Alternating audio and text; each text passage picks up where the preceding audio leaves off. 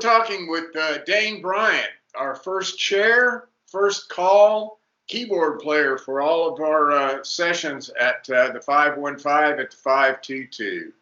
And Dane, it's so good seeing you, man. I've missed seeing you. I missed having sessions the last couple of weeks. Hopefully we can do it again soon. Yes, absolutely. I'm looking forward to it. I always do. I'm ready.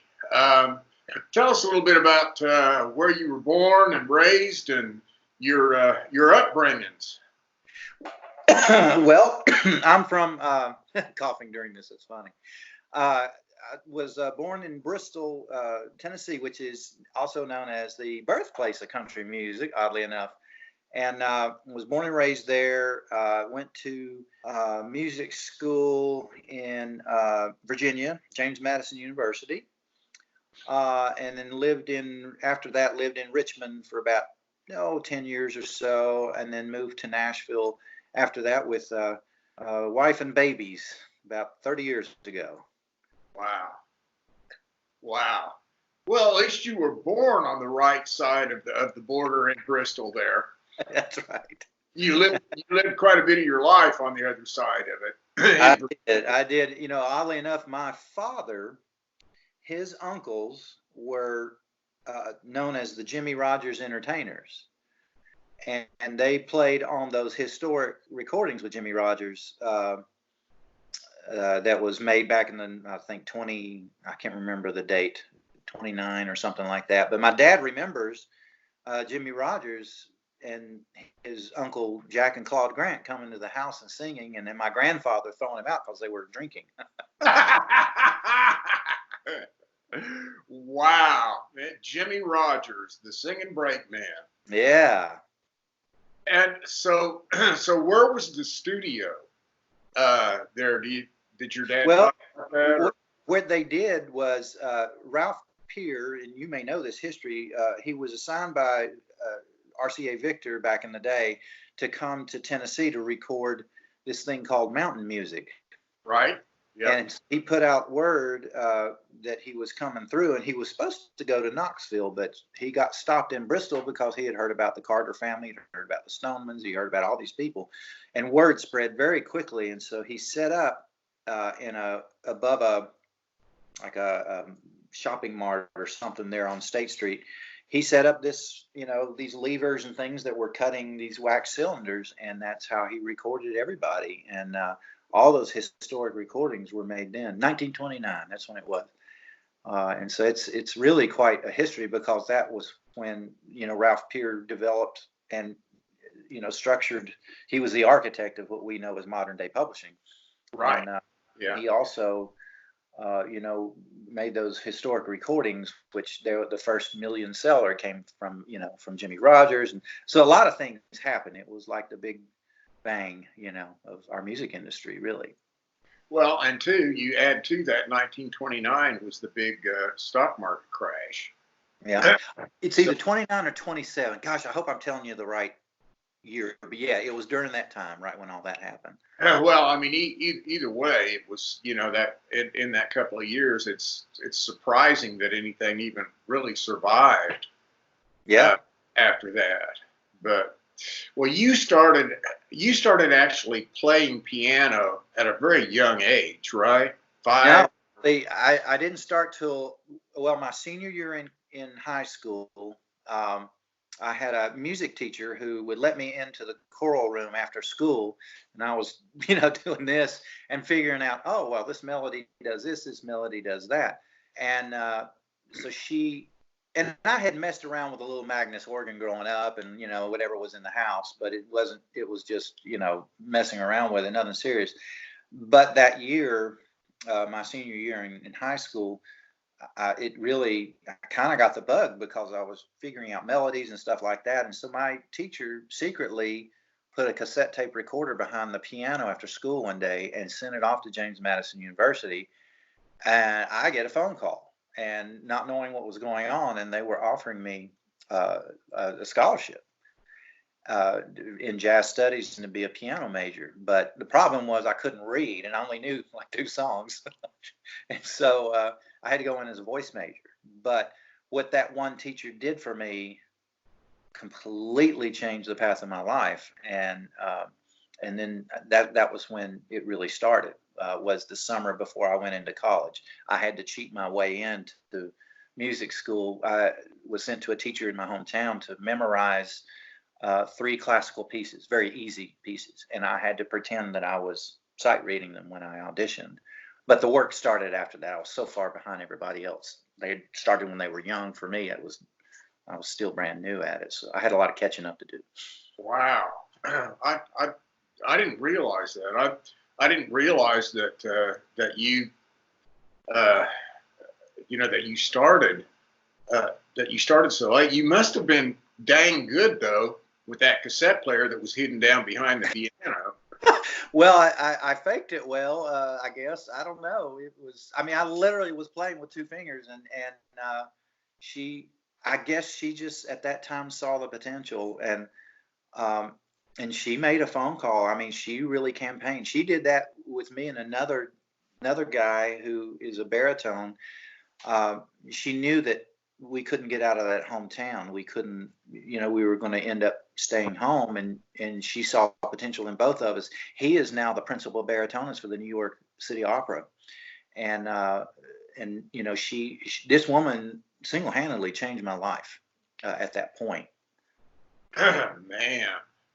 Well, when did so at James Madison, Mm-hmm.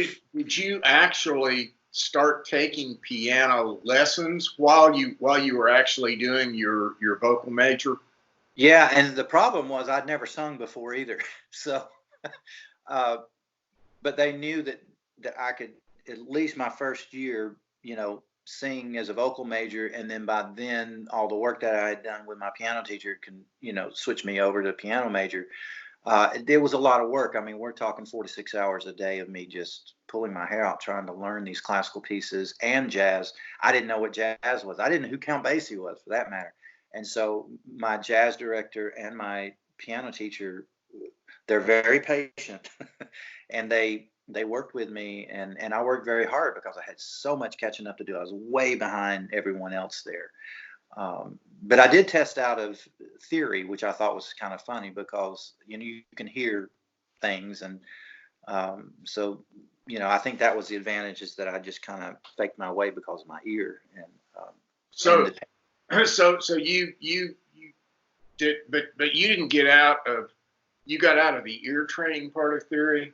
Yeah, I tested out of both first 2 years of it.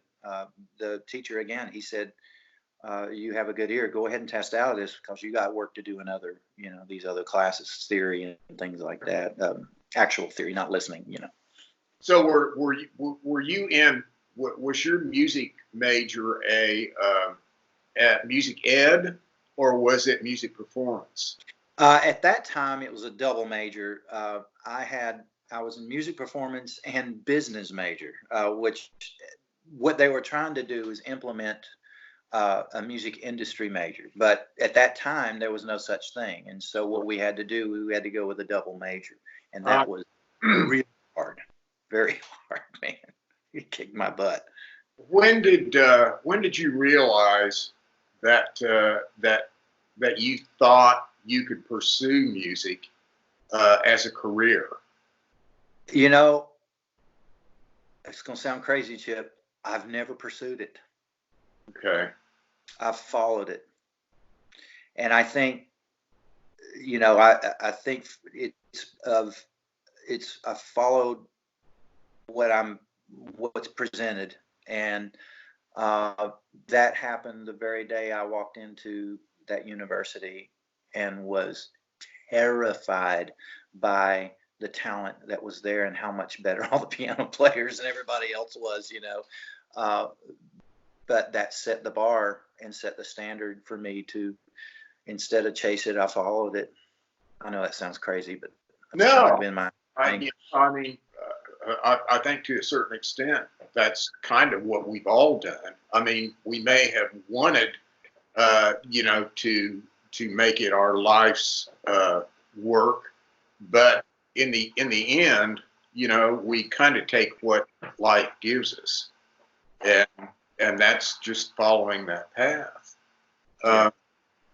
Well, tell me about Secrets, the band, when you formed the band Secrets, and what that was all about. That was again a perfect storm.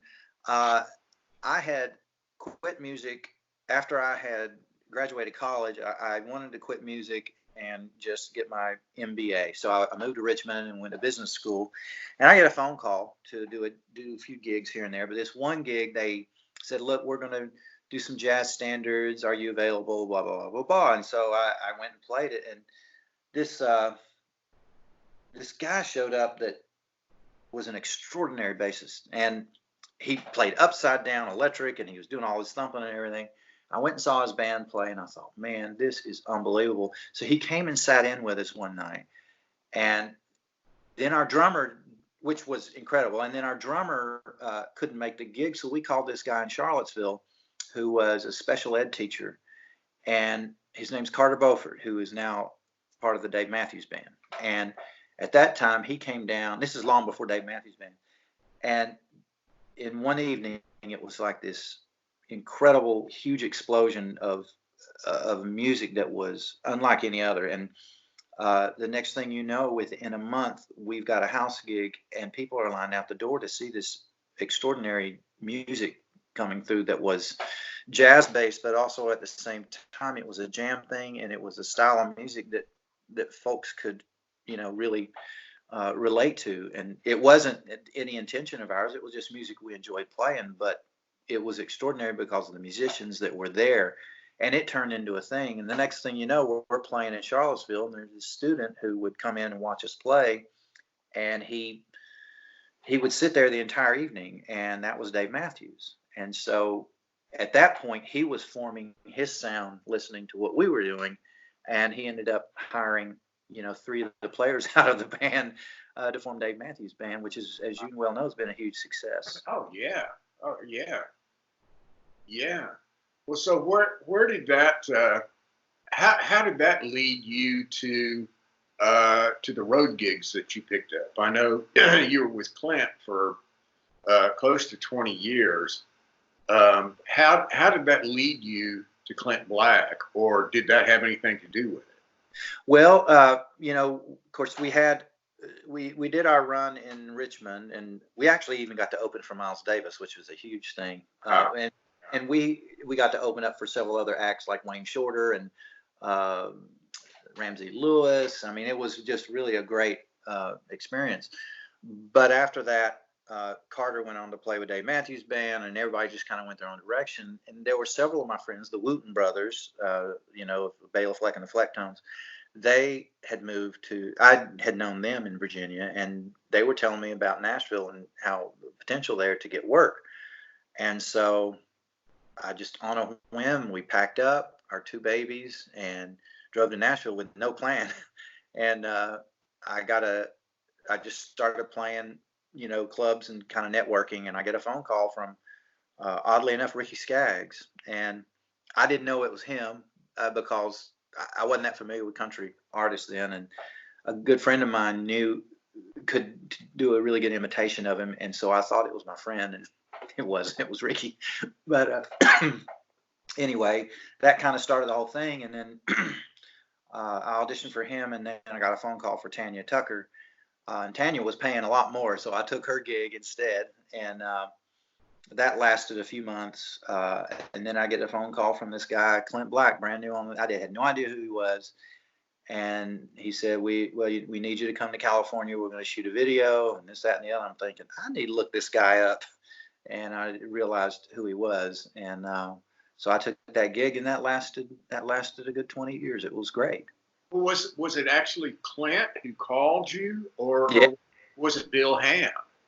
It was Clint, and he. I was playing with Tanya at the time. We were playing in Las Vegas, and this guy shows up who was his Hayden, who was his songwriter partner and music director. Yeah.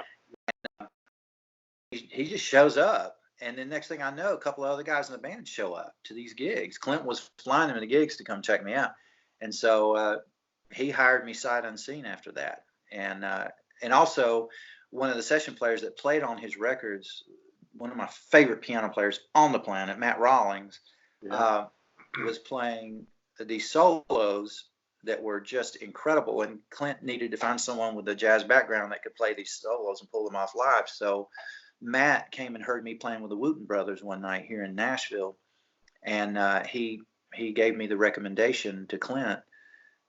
He recommended me, and so Clint at that point just hired me sight unseen. Wow. Yeah. Well, that Matt Rollins. That's a whole other story. But I remember when Matt first came to town, and I've got some stories that I need to tell you about Matt sometime. Well, how was the gig with Tanya? Well, was she still wild and crazy? And was Wally with her at the time? Mike? Yeah, this was before. I think this was before Wally. So I think I was with her in '91, or was it '92?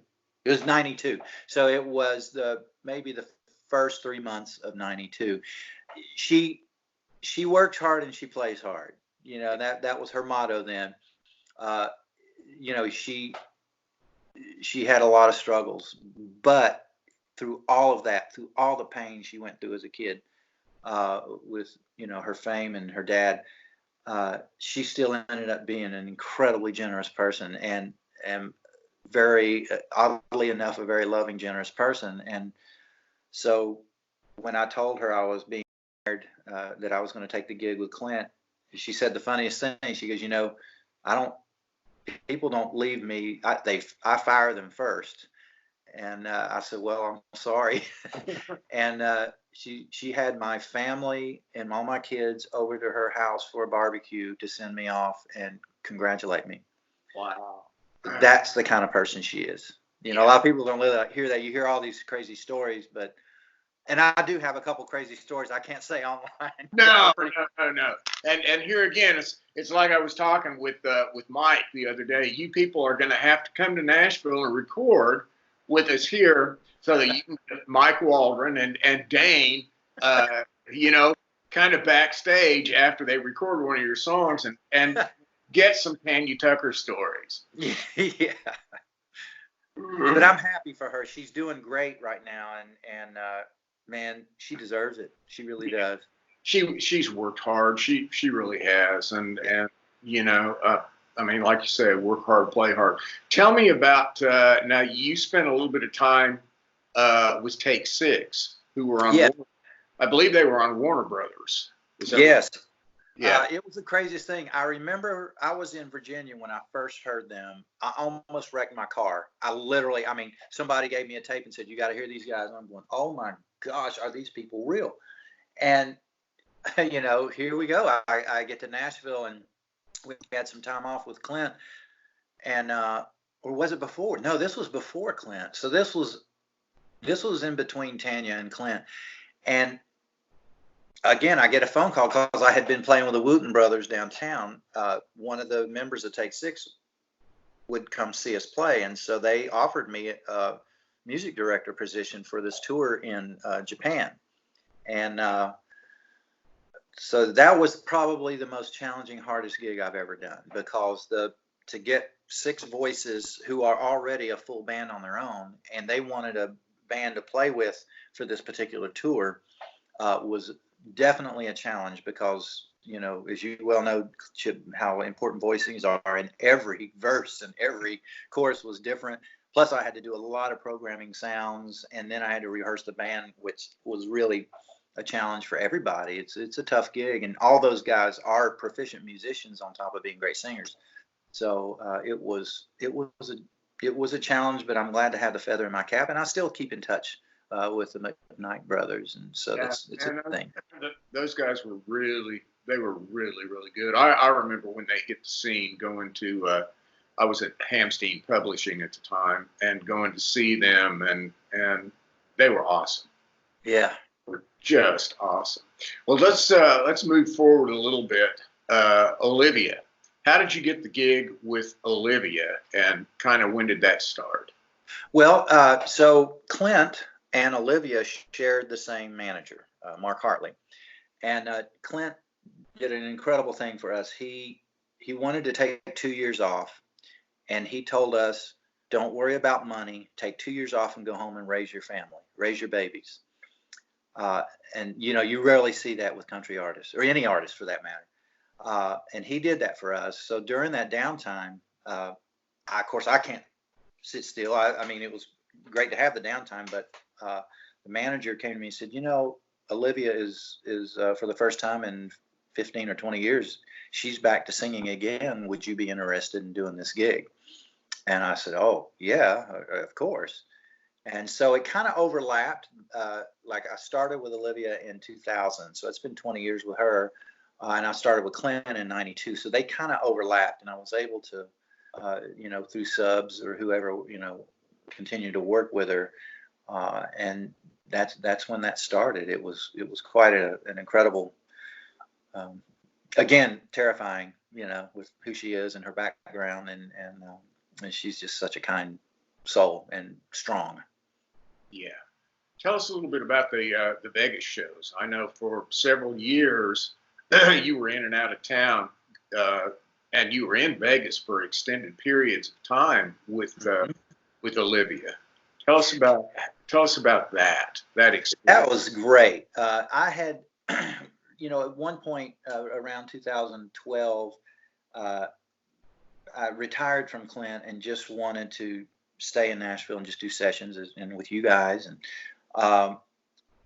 Olivia had she wasn't working that much. And when she was working with the subs, and which I was fine with. Well, all of a sudden I get a phone call that she had signed up for a residency at the Flamingo and hotel there in Las Vegas. And she needed a music director.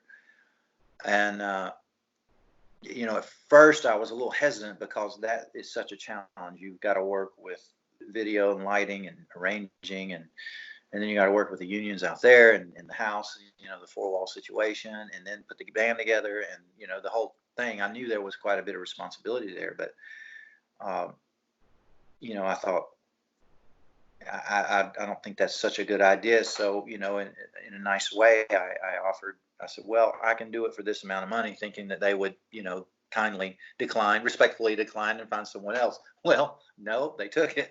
So, and I'm glad, because to be in that position, it's quite a prestigious thing and a lot of responsibility.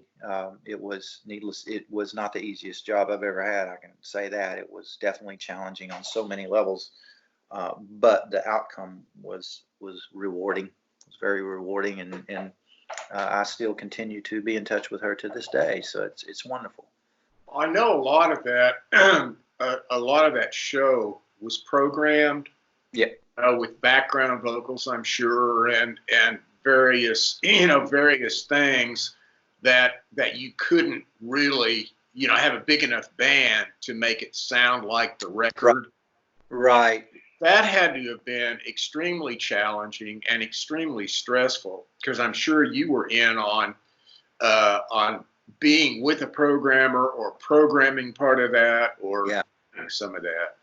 Yeah, I had to. Well, oddly enough, there were only 4 musicians and 3 background singers, and we didn't have to do. We only had, out of the hour-and-a-half show, there were only 6 songs where we had programming, and that was mainly extra keyboard parts or a string orchestra, and that was it. Everything else was live. The background vocals were all live. Everything was live, and these singers are so strong, and the players, all Nashville guys that were so dependable that the only sweetening I had to do was on just a handful of songs that were mainly string orchestra or something to relieve me from all the keyboard parts, those 80s stints. Wow. And that was the extent of that. Thank goodness, because she likes doing more live than having a programmed thing, and I totally agree with that.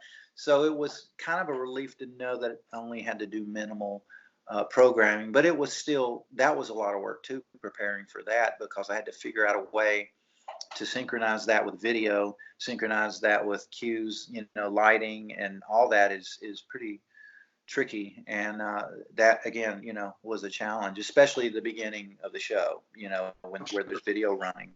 Oh, yeah, I'm sure. Well, at least that way, then I guess you were able to change things up a little bit Yep. sequence wise and that kind of a thing, since it Yep. wasn't a 90-minute show top to bottom with, the count offs and the click tracks and all that stuff all connected. Yeah. So, well, now you have also, aside from actually recording with Olivia and co-producing her live at the Flamingo project, you've also recorded with some big names. Cliff Richard. Man, that was awesome. He's such an icon. I mean, he was out there and probably more famous than Elvis was, worldwide. And I did his last two records. He came to Nashville, and just, man, he's a ball of energy. You'd never know that he was, 75 or 80 years old. I mean, he's like a teenager still, and sings great, and just a good person to be around, that was fun. We actually got to he did a duets record where I don't know how these guys did it, but we did a version of Blue Suede Shoes where he sings with Elvis. And so when we went in to cut that day, I saw on our little Q mix, you have all the instruments on the Q mix. Well, then I see an Elvis fader. So the first thing we all as musicians do is we have him run it, and we, pull everything down, listen just to the Elvis vocal. I don't know how they did it. They were able to extract his vocal from those old recordings. And so they did an arrangement. They put an arrangement together so that it was a duet between Sir Cliff and Elvis. It was just really cool. He did a Kathy's Clown, and it just so happened McCartney was in town. They hung, together on that. We had what did the brothers? Dane. The father was a huge Susie. Oh, Dane, what is wrong with me? I'll think of it in a minute. I can picture him, blonde-headed guy, and so were the sons, Gunnard and. Nelson. Yes, Nelson. So he did a duet with the Nelson brothers. Their father, and several other duets too. But it was really something to hear him sing and to have his energy around. He was just such a kind person. Wow.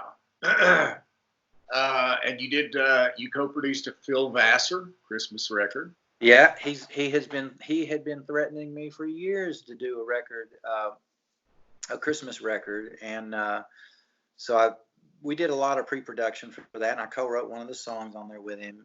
Half of it were songs that he had written or co-written. The other half were the standards, and that was fun. We cut that in a day, and he refused to play piano. I tried to get him to play piano with me on it. He wouldn't do it, but he just, again, we've been friends for years. We went to college together. Yeah. And he went to James Madison? Yeah. And he was there on I think it was a track or baseball scholarship. He wasn't even in the music department.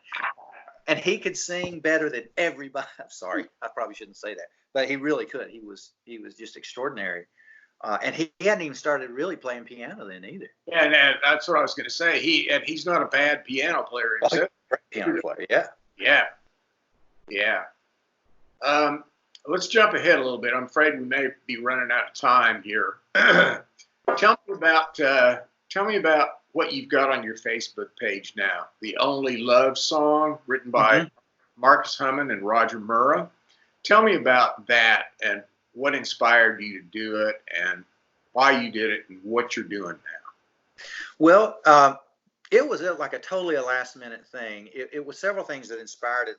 One of the first things that inspired it was we did what was called the Black and White Tour in 1993. So I got to hear that song every night, and it was incredible to hear every night. That band was unbelievable. Eddie Bears, Willie Weeks, and then everybody in that band were so strong, and it was such a joy to go hear them play every night for that tour. That was one of my favorite songs, and because of the message, the lyric, and then the chord changes are amazing in it.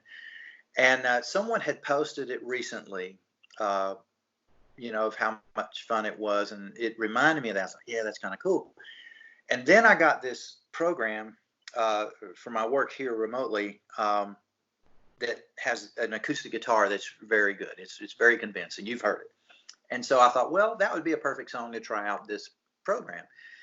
And so I was messing with it. I started thinking, man, this would be a cool song to do. And so in light of what's going on with this pandemic situation and the message, I thought it would be great to have a singer come over and sing it, and I'll just play piano and organ to it, keep it very, simple. Well, that's hard to do too right now. And Olivia, of all people, said, you need to be singing.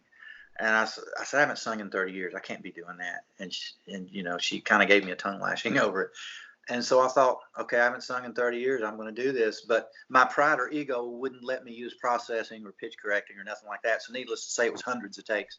But I just thought, you know what, I'll do it. And oddly enough, as of today that we're having this, Marcus Hummon has reached out to me. Olivia reached out to me. Olivia's songwriter, producer, John Farah, had even reached out to me. It was just crazy. And I noticed today that there's been over almost 4,000 views as of today. And that was never my intention. I just wanted to put it out there and have a good message if it makes somebody feel good for a minute. And it was fun to do. It was even though it took me a long time to get the vocals right.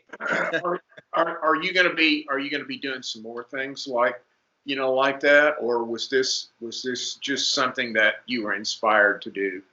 It was just something I was inspired to do. I mean, I have gotten a request to do more, but as with anything, the sophomore record is always the challenge. Yeah. So I've learned that in this business. But if something moves me, I'll do it. But I'll continue to post other things. I've done a lot of collaborations, online, and I'm trying to do that. Plus, to keep my mind busy and.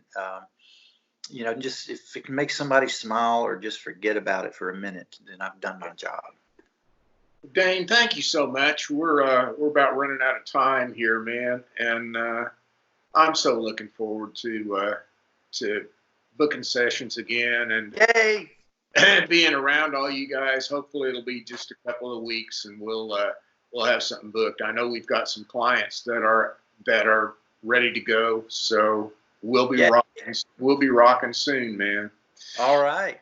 And y'all, just remember, this is the guy right here that puts all that wonderful ear candy on your music. The strings, the bells, the all those different sounds that make it so interesting for you to hear and that make your song so special. This is the man right here who does all that for you. So, Dane, God bless you, man. And I look forward to it. I miss you.